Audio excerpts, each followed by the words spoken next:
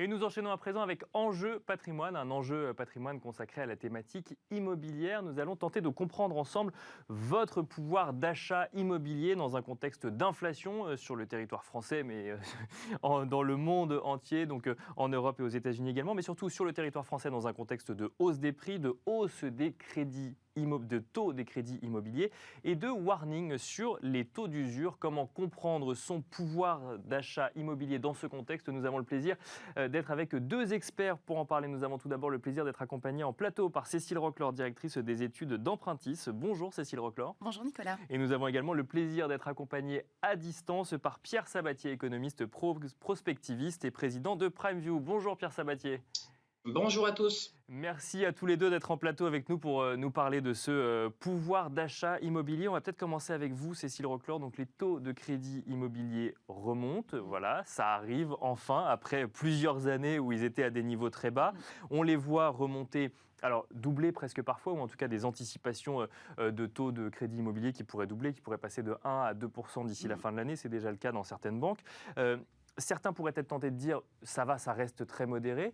Et on entend plusieurs voix, dont vous, qui disent attention au taux d'usure parce que ça peut venir réduire la capacité d'accès au financement. Alors qu'est-ce que c'est que ce taux d'usure, Cécile Roclor?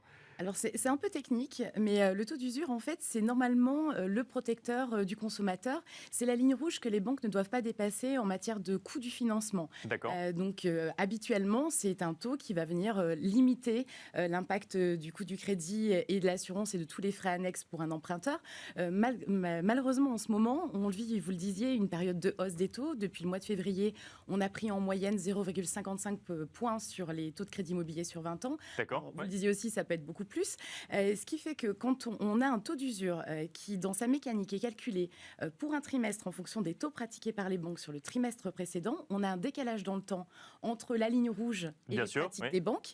Et ça vient du coup limiter l'accès au financement pour un certain nombre de ménages qui auraient un coût de financement plus élevé que les autres en fonction des différents postes qui composent le TAEG qu'on va comparer au taux d'usure. Parce que c'est réglementaire. La banque n'a pas le droit de vous faire supporter un coût de crédit immobilier supérieur au taux d'usure. Exactement. En fait, c'est une législation qui vise à protéger le consommateur pour empêcher les banques de pratiquer des taux usuraires, c'est-à-dire au-dessus du taux d'usure, et qui seraient donc anormaux et donc éviter des systèmes qui pénaliseraient certains types d'emprunteurs. Donc effectivement, c'est une ligne rouge que la banque n'a pas le droit de franchir. Et donc ça, c'est la ligne rouge que la banque n'a pas le droit de franchir et elle doit la comparer en fait au TAEG dont vous avez parlé, donc le taux annuel effectif global. Donc là, dedans, on a le taux de crédit immobilier, mais on a également tous les autres coûts annexes qui vont être intégrés lorsqu'on souscrit un crédit immobilier. C'est exactement ça. En fait, c'est souvent ce qui fait défaut dans l'information des consommateurs. On se dit tout le temps, les taux de crédit moyens sur 20 ans, ils sont à 1,55. Le taux d'usure sur 20 ans et plus, il est à 2,4%. On est bien. On se dit, c'est bon, on est large. Normalement, tout va bien. Sauf qu'on n'a pas intégré l'assurance emprunteur ou d'autres choses. Vous avez le taux d'assurance qui va venir se cumuler au taux de crédit. Vous avez aussi tous les frais annexes obligatoires à la souscription du financement.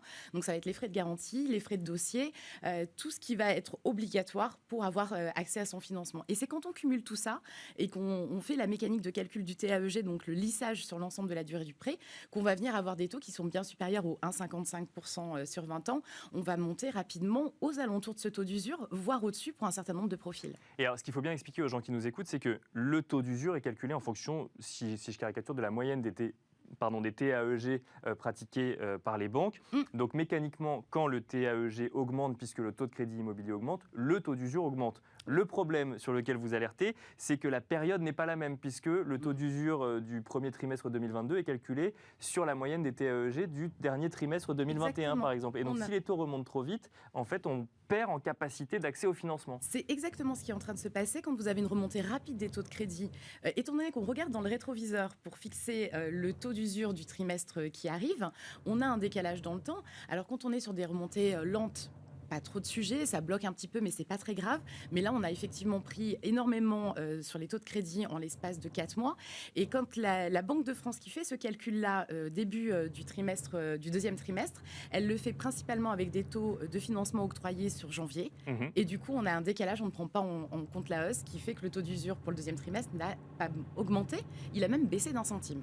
Et alors, une dernière question sur ce sujet qui fera la transition avec le contexte économique que nous verrons dans un instant avec Pierre Sabatier. Est-ce que vous vous attendez d'ici la fin de l'année à des hausses de taux de crédit immobilier qui continuent pratiquées par les banques avec lesquelles vous échangez? Oui, malheureusement, j'ai pas de bonnes nouvelles sur ce front-là à vous donner. Alors, vous le disiez, hein, on reste aujourd'hui en général en dessous de 2%, sauf les dossiers les plus tendus. Mais oui, la hausse va se perpétuer parce que les banques aujourd'hui, elles n'ont pas répercuté le coût de l'argent qu'elles empruntent pour vous faire votre crédit immobilier. Elles essayent de tenir le sujet au maximum parce que justement, il y a aussi la barrière du taux d'usure et la volonté de conquérir Bien des sûr, clients. ouais. Mais oui, la hausse va se poursuivre. La question, ça sera jusqu'à quel point. Et ça, effectivement, il y a des facteurs macroéconomiques qui peuvent nous donner des indications. Et alors justement sur ce sujet, Pierre Sabatier qui est en duplex avec nous va peut-être pouvoir nous éclairer. Pierre, donc du coup, lorsque une banque de détail décide d'augmenter le taux de crédit immobilier, déjà je dis décide d'augmenter parce qu'il y a une part qui est liée à la politique commerciale de la banque, mais ça n'est pas tout. En fait, le taux de crédit immobilier est également fixé par un contexte économique et actuellement, nous sommes dans un contexte où la BCE anticipe par exemple d'augmenter ses taux d'ici normalement début juillet, c'est pas tout à fait confirmé, mais on tend vraiment vers une décision de ce point de vue-là. On a également un coût de financement des États qui augmente, avec l'OAT à 10 ans en France qui a augmenté. Est-ce que ce contexte, du coup, est un contexte qui va pousser vers une hausse des taux de crédit immobilier, Pierre Sabatier? Ah non, pas douter. Il faut prendre les choses dans l'ordre. En priorité, ce qui fixe le taux, c'est le taux de référence, donc dans un pays ou dans un continent, si on parle d'Europe.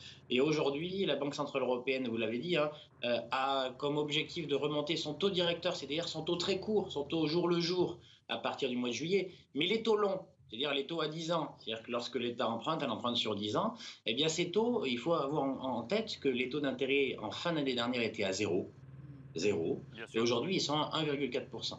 Et à cette hausse de 1,4%, 140 points de base, eh bien, ça vient augmenter le taux de référence auquel on peut, enfin, qui va être le niveau comparé duquel, en fait, les banques vont devoir, en fait, comparer les niveaux de crédit qui seront pratiqués. Donc, comme Madame l'évoquait jusque-là, pour le moment, les banques ont fait un effort commercial pour ne pas répliquer ces 140 points de base, ces 1,4% de hausse sur les taux de crédit immobilier, mais à n'en pas douter, sauf à ce que vous pariez à une baisse des taux d'intérêt souverains dans les mois à venir, ce qui est extrêmement peu probable parce que vous savez, les taux d'intérêt sont très liés à l'inflation et aujourd'hui, les perspectives de maintien de l'inflation à des niveaux élevés, ben, c'est elle qui entraîne en fait ces taux souverains vers le haut. Eh bien, le contexte va être assez négatif en ce qui concerne les crédits immobiliers, tout simplement parce que les banques, et ça il faut comprendre le mécanisme, les banques, lorsqu'elles prêtent à quelqu'un qui veut acheter son appartement, l'argent, elles ne l'ont pas. Elles vont elles-mêmes l'emprunter. Et vous comprenez bien que du coup, le taux qu'elles vont pratiquer est forcément corrélé à leur coût de financement. Alors, vous allez dire, si on rentre dans le détail, la banque, elle va pas, lorsqu'elle vous prête sur 20 ans, elle ne va pas forcément se financer sur 20 ans. La plupart du temps, elle fait ce qu'on appelle la transformation, c'est-à-dire qu'elle va emprunter sur courte période et vous reprêter en fait sur 20 ans. Pourquoi elle fait ça? C'est parce qu'en général, il y a un écart de taux d'intérêt, elle se finance un peu moins cher à court terme en vous prêtant à long terme. Sauf que elle, si elle va se financer par exemple sur 3 ans pour vous prêter sur 20 ans, ça veut dire que tous les 3 ans, il faut qu'elle refinance en fait son crédit. Bon, mais tout ça pour vous dire que cette perspective d'appréciation des taux, d'ores et déjà des taux longs, elle nous indique la direction des taux de crédit immobilier dans les mois à venir et la perspective à travers les discours de la Banque centrale européenne qui nous dit mes taux courts vont aussi monter parce que je dois réagir face à l'inflation. Évidemment, elle va entraîner les taux de crédit immobilier à augmenter. Tout à l'heure, j'entendais 55 points de base, 0,5% de plus que ce qui était pratiqué en début d'année. Encore une fois, je répète, c'est 1,4% de plus pour l'État.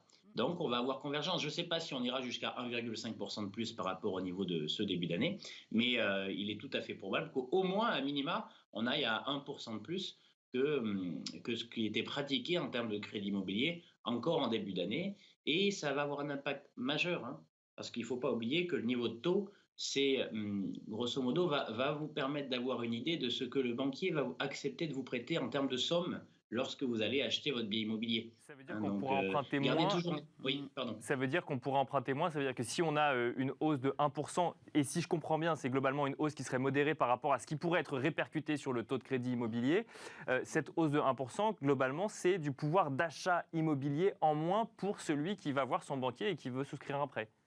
Absolument. Et pour avoir en tête ce genre de choses, vous savez, les prix de l'immobilier, c'est essentiellement fonction d'une question, ou de la réponse à une question plutôt. C'est votre question, lorsque vous avez envie d'acheter un bien, c'est vous allez voir votre banquier, vous lui dites je peux avoir combien, je peux disposer de combien.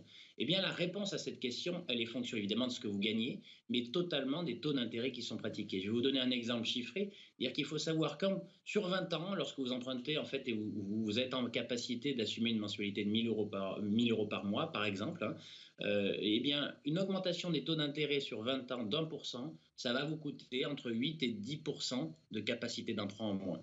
C'est-à-dire, soit vous avez de l'argent de côté, vous pouvez compenser ce manque à gagner, soit concrètement, eh bien, la somme que vous pourrez mobiliser pour concrétiser votre acte d'achat, eh bien, sera imputée de ce que la hausse des taux d'intérêt aura grévé sur votre capacité globale d'emprunt, sur l'entièreté, on va dire, de la durée d'emprunt. Donc un pouvoir d'achat finalement amputé de 10% sur les sujets immobiliers. Est-ce que ça veut dire, Pierre Sabatier, qu'on peut s'attendre, si plus personne ne peut payer 10% de plus qu'avant sur les appartements, que les prix vont baisser de 10%? Ce serait logique de raisonner comme ça ou pas? Alors, c'est logique. Alors, il y a évidemment les paramètres de location ne sont pas fixes, hein, parce qu'il n'y a pas que celui-ci tout de même. On a on va dire un coussin jusqu'à maintenant, c'est que vous savez que les Français ont surépargné du temps de la crise Covid. Donc, dans un premier temps, on pourrait voir cette baisse de la capacité d'emprunt peut-être compensée en partie par le fait que les gens vont mobiliser un peu plus d'épargne qu'ils ont pour concrétiser leur acte d'achat. Donc, on peut, dans un premier temps, avant la baisse des prix, on pourrait voir plutôt en fait une augmentation des fonds propres mis par le ménage pour concrétiser son acte. Mais ceux qui n'en disposent pas, eh bien là, c'est la mécanique. Les mécaniques, ils diront, voilà, moi, je ne peux assumer en fait une somme d'argent pour acheter ce bien, 10% en dessous. Donc, il faut avoir en tête, probablement d'abord une augmentation du niveau d'épargne de ce que mettent les ménages pour acheter de l'immobilier. Mais si ça dure d'ici 6-9 mois et qu'on a véritablement des taux qui s'installent à un niveau supérieur, on aura forcément des ajustements de prix. Alors attention, lorsqu'on parle d'immobilier, il n'y a pas un immobilier, il y a des immobiliers. C'est une classe d'actifs en son ensemble. Évidemment, les conséquences ne seront pas tout à fait les mêmes en fonction de la zone géographique qu'on considère. Cécile Roclor, même question pour vous qui échangez très régulièrement avec les banques. Il y a ce sujet, effectivement, nécessité d'augmenter les taux, mais ces sujets politiques, commerciaux. Est-ce que, donc, du coup, si on emprunte moins, on peut emprunter moins, on peut s'attendre à des impacts sur le marché immobilier ou, comme le disait Pierre Sabatier, finalement, la politique de la banque peut dire apportez plus si vous voulez financer votre achat et donc finalement ça maintiendrait les prix au moins à court terme. Le problème, c'est qu'on est déjà dans cet accès au financement lié à plus de fonds propres, comme l'évoquait M. Sabatier, parce qu'en fait, on a des prix de l'immobilier qui ne cessent de progresser. Oui. Et vos donc, revenus... il faut financer la hausse des prix déjà. Exactement. Oui. Vos revenus, ils n'ont pas augmenté aussi vite que les prix de l'immobilier. Malheureusement, il n'y a pas eu d'inflation de ce côté-là. Du coup, pour la même superficie dont vous aviez besoin, vous êtes déjà obligé de mobiliser de l'épargne et ça fait déjà quelques années que ça dure. Ça s'est accéléré les derniers temps avec une convergence des besoins et des souhaits des Français sur une même typologie de biens. On a tous recherché en sortie de crise un peu d'espace vert, un peu d'extérieur ou un peu de calme. Ouais. Donc du coup, on est déjà dans une mobilisation de l'épargne qui est significative. Nous, on le voit en matière d'apport. On entend souvent dire que les banques exigent beaucoup plus d'apports. En fait, non. Elles exigent à minima que vous payiez vos frais dans un grand nombre de cas parce que c'est une question de risque. Mais en fait, si vous voulez arriver à boucler votre achat, vous êtes obligé de mobiliser 10% d'épargne en plus pour acheter le bien qui vous faut. C'est pas la banque qui exige plus d'apports, c'est juste que par rapport au même projet que vous aviez il y a 3 ans, c'est vous qui devez en apporter plus par rapport au contexte de marché. Exactement. La hausse des prix, elle est là, elle est installée depuis un long moment. Effectivement, je suis tout à fait d'accord avec monsieur. On va arriver à un système de marché immobilier qui va être différencié en fonction des zones. On le voit déjà et ça va être accéléré par une logique économique simple, l'offre et la demande. Aujourd'hui, vous avez convergence des souhaits sur des villes de report qui sont en petite couronne des grandes métropoles. Vous avez tous les ménages qui visent une typologie de biens, la pièce pour faire du télétravail, un peu d'extérieur. Et on a en même temps une pénurie de biens. J'entendais la Fédération française du bâtiment ou la Fédération des promoteurs immobiliers ce matin qui disait qu'il y avait une pénurie de construction de logements et que ça s'accélérait. Ouais. Ça va venir jouer en contrainte sur l'offre disponible. Et donc, ça pourrait venir soutenir les prix pendant encore un long moment. Donc, on va avoir une période d'inertie devant nous, certainement, sur un grand nombre de territoires, pas tous. Encore une fois, je suis complètement d'accord. Mais il y a des endroits où les prix vont continuer de grimper. Et si on cumule hausse des taux et hausse des prix, là, on va avoir un petit problème sur le marché. Donc, raisonner en matière de corrélation entre hausse de crédit immobilier et baisse des prix immobiliers, c'est un raisonnement simpliste. Il y a beaucoup plus de critères à prendre en compte que vous venez de nous expliquer, Cécile Roclor. Merci beaucoup, Cécile Roclor. Je rappelle que vous êtes êtes directrice des études d'Empruntis. Merci également Pierre Sabatier à distance avec nous, économiste prospectiviste et président de PrimeView. Je vous remercie également, vous, de nous avoir suivis. On espère vous avoir fait comprendre un petit peu mieux votre pouvoir d'achat immobilier en ce milieu d'année 2022. Et je vous donne rendez-vous demain à 13h sur Bismart pour un nouveau numéro de Smart Patrimoine.